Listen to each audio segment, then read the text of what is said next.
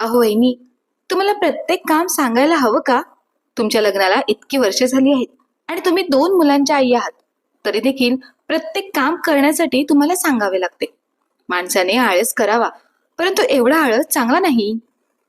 अगं प्रिया, बाहेरचा कचरा काढत असताना माझ्या पायाला काच लागली आहे. त्यामुळे मी थोडा वेळ जरी उभी राहिले ना, तरी पायात वेदना होत आहेत आणि पायाला पाणी लागलं तर जखम बरी होणार नाही. अरे बापरे, एवढी मोठी जखम झाली आहे का? थोडी काच काय लागली तर म्हणे उभे राहता येत नाही. चल उठ आणि लादी पुसून घे.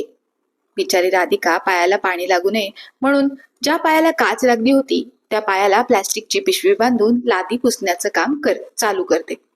तेवढ्यात मधुकरराव तिथे येतात आणि त्यांची नजर राधिकाच्या पायात बांधलेल्या पिशवीवर पडताच ते म्हणतात, सुनबाई, तू पायाला प्लॅस्टिकची पिशवी बांधून का काम करत आहेस? राधिका नजर वर करते तर समोरच सासूबाई उभ्या असतात, त्यामुळे ती काहीच बोलत नाही. तेव्हा मधुकरराव पुन्हा राधिकाला विचारतात, तुझ्या पायाला काही लागलं आहे का, की पाण्याचा त्रास होतो म्हणून असं केलं आहेस? बाबा, ते काय झालं, बाहेरचा कचरा काढताना पायाला काच लागली. त्या जखमेला पाणी लागू नये म्हणून प्लॅस्टिकची पिशवी बांधली आहे, दुसरं काही नाही.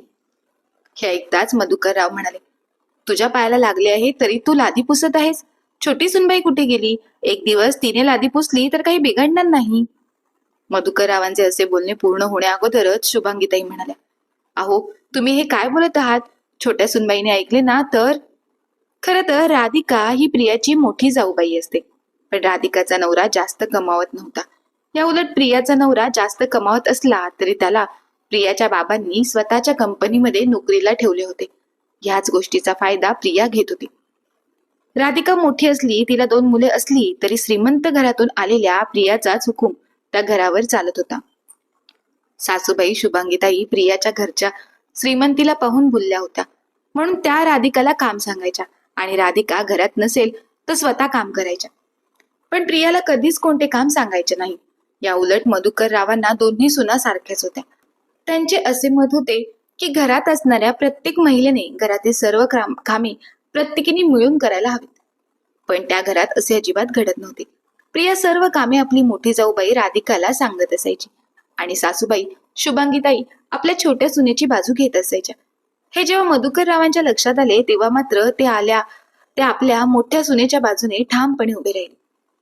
त्यांच्या समोर राधिकाविषयी त्यांच्या सुनेने किंवा बायकोने चुकीची कृती केली की मधुकरराव लगेचच त्यांना खडे बोल सुनावत असायचे. पण बिचारी राधिका कधीच कोणाला उलटून बोलत नसायची. तिने 1-2दा आपल्या नवऱ्याकडे तिला होणाऱ्या त्रासाबद्दल विषय काढला तर तिचा नवरा ओंकार राधिकाची समजूत काढत म्हणाला, राधिका, तुला घरातील सर्व कामेच करावी लागत आहेत ना, मग उगाच कोणाची तक्रार करत बसू नको. कारण तुला तर माहीतच आहे माझी नोकरी चांगली नाही. त्यात आपली 2 मुलं आहेत, त्यांना शाळेत सोडायला आणि आणायला बाबा मदत करतात, त्यामुळे बसचा खर्च वाचतो. घरातील राशन माझा लहान भाऊ प्रतीक भरतो, त्यामुळे आपल्याला जास्त खर्च येत नाही.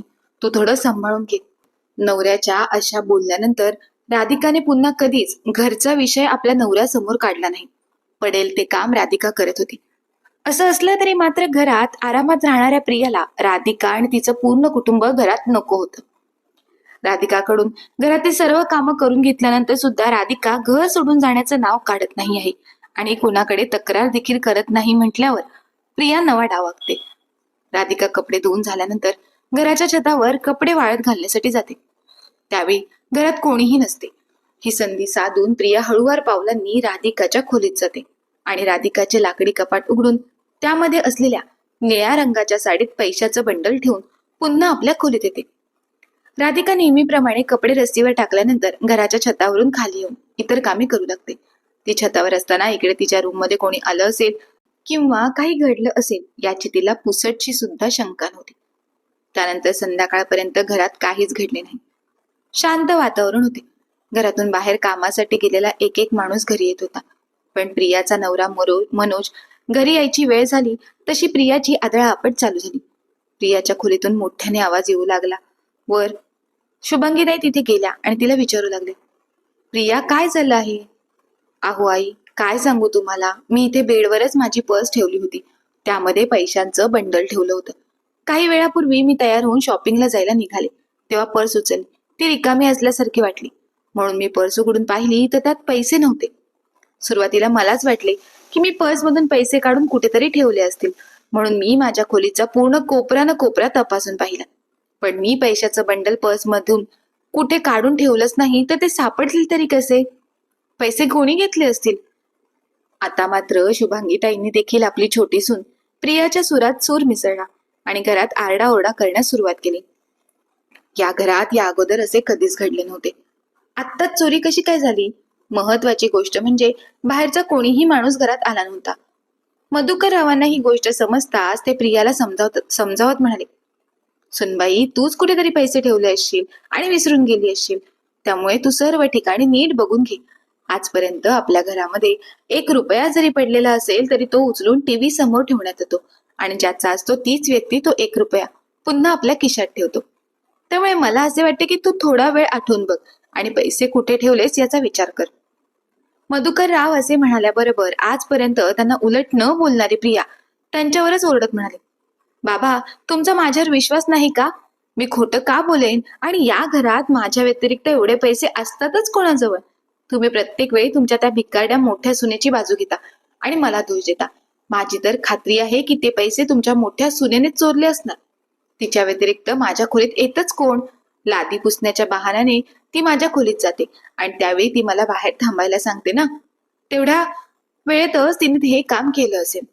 तिथेच बाजूला उभी असलेली राधिका जेव्हा हे ऐकते की आपली लहान जाऊबाई आपल्यावरच चोरीचा आरोप करत आहे, तेव्हा ती लगेच पुढे येत म्हणते, प्रिया, मी कोणतीही चोरी केलेली नाही. हवं तर तू येऊन माझ्या खोलीची झाडाझडती घेऊ शकतेस. तेवढ्यातच मनोज घरी येतो. मनोज आल्यावर प्रिया जोर जोरात रडण्याचं नाटक करते आणि घडलेला प्रसंग त्याला सांगून आपल्या मोठ्या जाऊबाईची राधिकाची त्याच्याकडे तक्रार करत म्हणते, माझा ठाम विश्वास आहे की माझ्या पर्समधून या चोरटीनेच पैसे चोरले असतात. यावर मनोज प्रियाला शांत करत म्हणतो, मला तर असे वाटत नाही की वहिनी चोरी करतील, पण तुला वाटत असेल तर आपण सर्वजण त्यांच्या खोलीची झाडाझडती घेऊया. ठीक आहे, चला आपण तिच्या खोलीमध्ये शोधून घेऊया. सर्वजण राधिकाच्या खोलीत जातात आणि तिच्या खोलीचा प्रत्येक कोपरा नीट तपासून पाहतात, पण कोणालाच कुठे काही सापडत नाही. तेव्हा प्रिया आपल्या सासूबाईंना म्हणते, आई, चोर चोरलेली वस्तू कधीच समोर ठेवत नाही.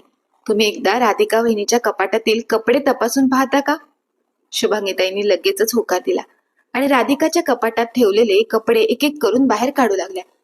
काही साड्या बाहेर काढल्यानंतर जेव्हा शुभांगीताईंनी ती निळ्या रंगाची साडी बाहेर काढली तेव्हा ती त्यांना थोडी वजनदार वाटली, म्हणून त्यांनी लगेचच त्या साडीची घडी उघडली.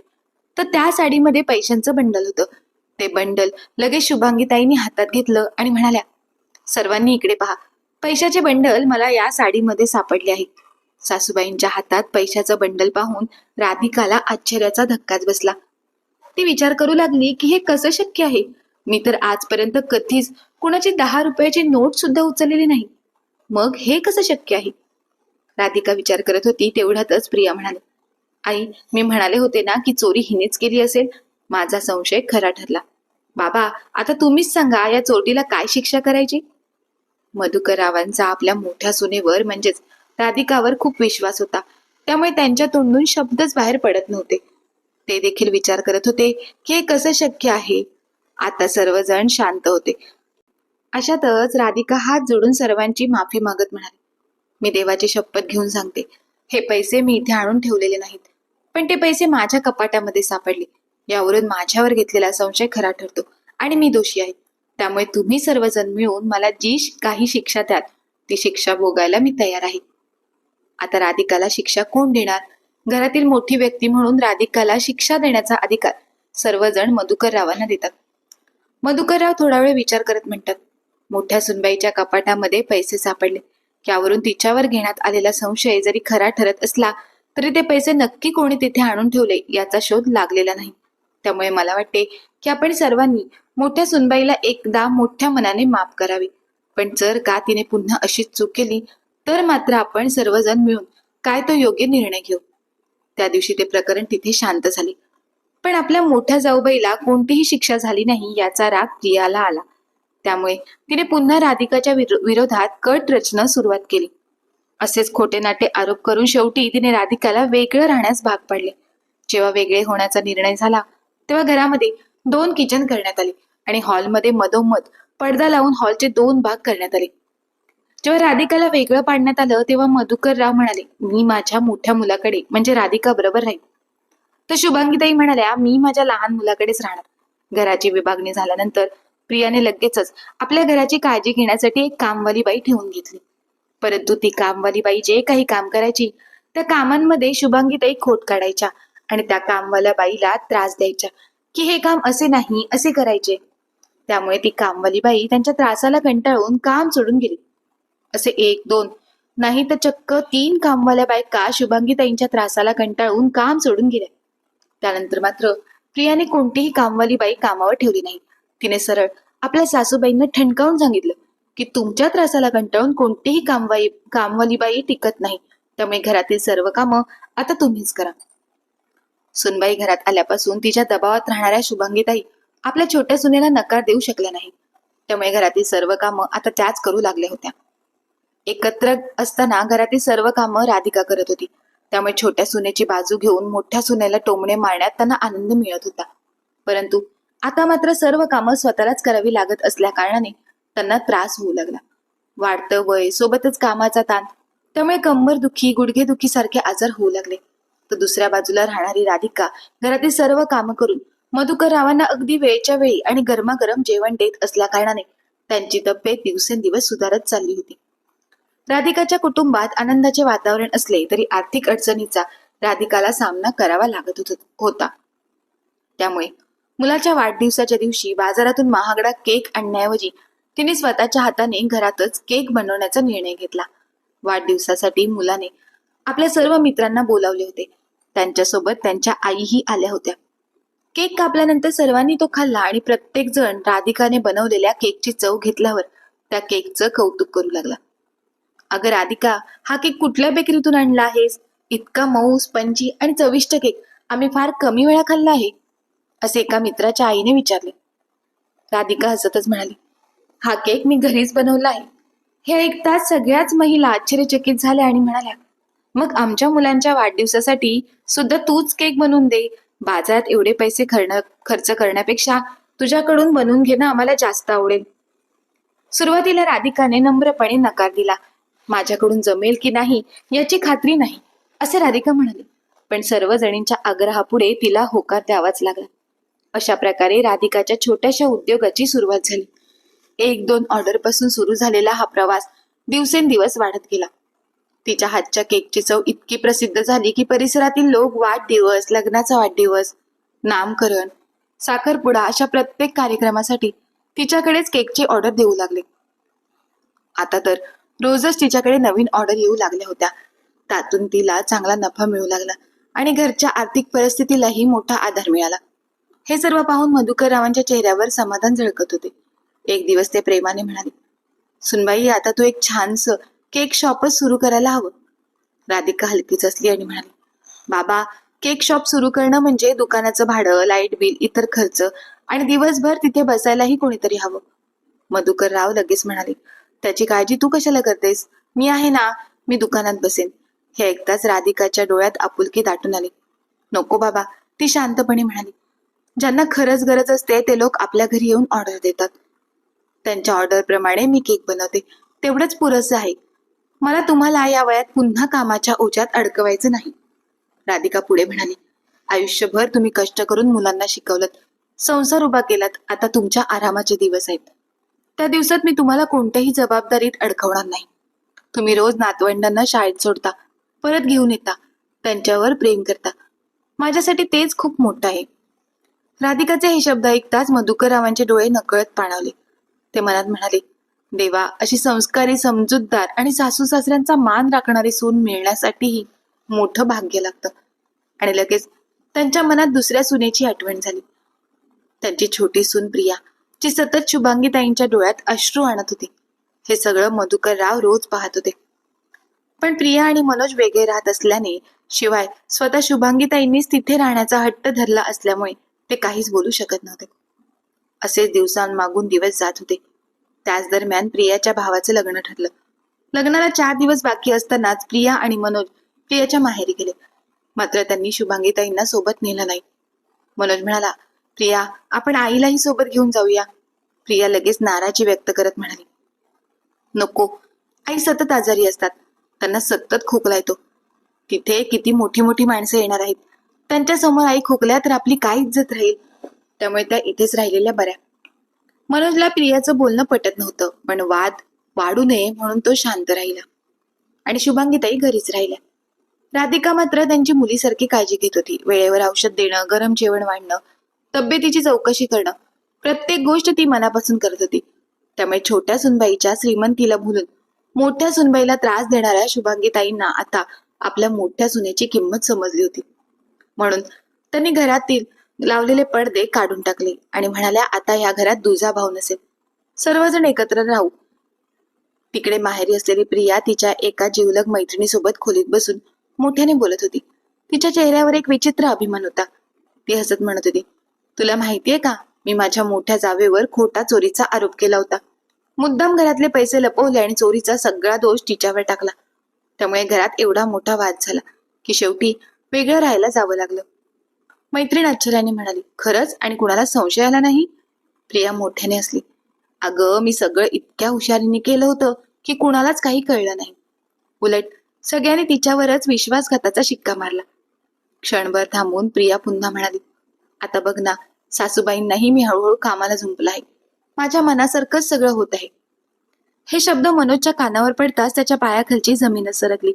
कारण त्याची वहिनी, जी प्रामाणिकपणे घरातील सर्व काम करून सर्वांची काळजी घेत होती, जिच्यावर चोरीचा आरोप झाला तेव्हा तिलाच दोषी मानलं होतं, पण ती प्रत्यक्षात निर्दोष होती. आणि हे सगळं प्रियाने जाणीवपूर्वक केलं होतं. हे स्वतःच्या कानाने ऐकल्याबरोबर मनोज रागाने तिथून घरी निघून आला. प्रियाचे हे बोलणं तिचे आई बाबा देखील ऐकतात, तेव्हा त्यांना सुद्धा आपल्या मुलीचे हे असे वागणे आवडत नाही. म्हणून ते लगेचच प्रियाला जाब विचारतात आणि म्हणतात, तुझं हे वागणं आम्हाला अजिबात आवडलेलं नाही. तू आत्ताच्या आत्ता तुझ्या सासरी जाऊन तुझ्या सासूबाईंची आणि जावेची माफी माग आणि सर्वजण एकत्र कुटुंबात राहा. तुझ्या नवऱ्याला आम्ही नोकरीला लावली आहे, त्या गोष्टीचा तू फायदा घेऊन जे काही वागली आहेस ते पूर्णपणे चुकीचं आहे. जोपर्यंत तुझं घर व्यवस्थित होत नाही तोपर्यंत तुला या घरात देखील आम्ही घेणार नाही. मग सर्वजण मनोजचा शोध घेतात, पण मनोज तिथे कुठेच दिसत नाही. तेव्हा एक जण म्हणतो की मनोज राव तर गाडी घेऊन निघून गेले. हे ऐकताच प्रिया देखील लगेच आपल्या सासरच्या घरी यायला निघते. मनोज घरी पोहोचल्याबरोबर त्याच्या पाठोपाठ प्रिया देखील तिथे पोहोचते आणि घरात पाऊल टाकते. तर घरातील पूर्ण वातावरण बदललेले असते. हॉलमध्ये लावलेले पडदे काढलेले असतात आणि राधिकाची दोन्ही मुले प्रियाच्या बाजूला खेळत असतात. मनोज घरात पाऊल टाकून काहीतरी बोलणार त्या अगोदरच प्रिया बाहेरून म्हणते, माझं चुकलं, मला सर्वांची माफी मागायची आहे. तुम्ही सर्वजण खूप चांगले आहात, विशेषतः राधिका वहिनी तर खूप चांगले आहेत, परंतु त्यांच्या साधेपणाचा मी गैरफायदा घेतला आणि त्यांना नाहक त्रास दिला. त्यांच्यावर खोटा चोरीचा आरोप केला, परंतु आता मला माझी चूक समजली आहे. मधुकर राव लगेच म्हणाले, ही गोष्ट तुला अगोदरच समजायला हवी होती.